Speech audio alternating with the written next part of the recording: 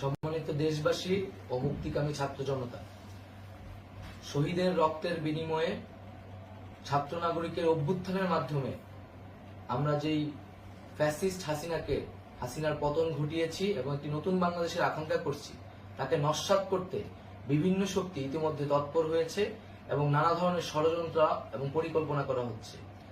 আমরা মুক্তিকামী ছাত্র জনতার পক্ষ থেকে স্পষ্টভাবে বলতে চাচ্ছি যে এই বাংলাদেশকে ফ্যাসিবাদী রেজিম থেকে মুক্ত করার জন্য এবং একটি নতুন বাংলাদেশ, জনগণের বাংলাদেশ প্রতিষ্ঠার জন্য সকল ধরনের ষড়যন্ত্রকে নস্যাৎ করার জন্য, প্রতিহত করার জন্য বাংলাদেশের ছাত্র জনতা কিন্তু সদা প্রস্তুত রয়েছে।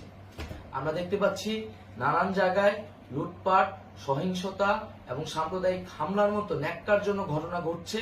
আমরা এর তীব্র নিন্দা জানাচ্ছি এবং আমরা মুক্তিকামী ছাত্র জনতার প্রতি আহ্বান জানাচ্ছি যে এই ধরনের ঘটনাকে প্রতিহত করার জন্য আমাদেরকে প্রস্তুত থাকতে হবে, আমাদেরকে দায়িত্ব নিতে হবে।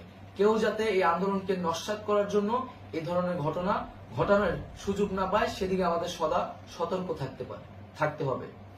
আমরা আরো দেখতে পাচ্ছি যে রাষ্ট্রপতি গতকাল বলেছিলেন যে অনতিবিলম্বে তিনি জাতীয় সংসদ বিলুপ্ত করবেন, কিন্তু আমরা এখনো দেখছি যে একটি অভ্যুত্থানের পরেও এই ফ্যাসিস্ট হাসিনার জাতীয় সংসদ রয়ে গেছে।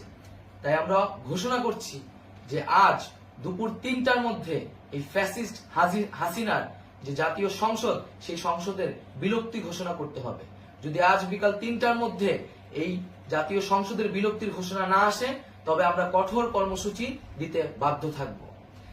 এছাড়া বন্ধুগণ, সবার জন্য আমরা জানাচ্ছি যে আমাদের যে অন্তর্বর্তীকালীন সরকারের কথা আমরা বলেছি, সেই সরকারের প্রধান উপদেষ্টার নাম আমরা ইতিমধ্যে ঘোষণা করেছি এবং এই সরকারের অন্যান্য উপদেষ্টা সহ সামগ্রিক রূপরেখা আমাদের প্রস্তুত রয়েছে।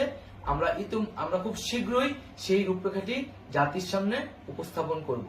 আমরা বাংলাদেশে স্থিতিশীলতা চাচ্ছি, সমাজে ন্যায় বিচার চাচ্ছি, সেজন্য কার্যকর পদক্ষেপ নিতে হবে এবং তার প্রথম পদক্ষেপটি হতে হবে এই জাতীয় সংসদ ভেঙে দেওয়া। এবং সবার প্রতি আহ্বান থাকবে, আপনারা শান্তিপূর্ণভাবে অবস্থান রাখুন, শান্তিপূর্ণভাবে এবং অহিংসভাবে এবং সকল পরিকল্পনাকে, ষড়যন্ত্রকে নস্যাৎ করার জন্য সদা সতর্ক থাকুন।